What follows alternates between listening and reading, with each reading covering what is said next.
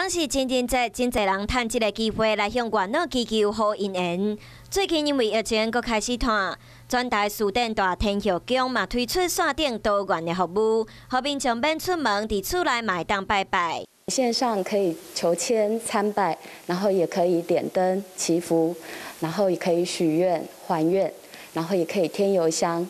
即摆因为疫情，庙方嘛无提供杯和抽签，大天后宫伫官网嘛有提供线顶抽签的服务，签4个分组妈祖和元老2个部分，互信徒会使家己选择。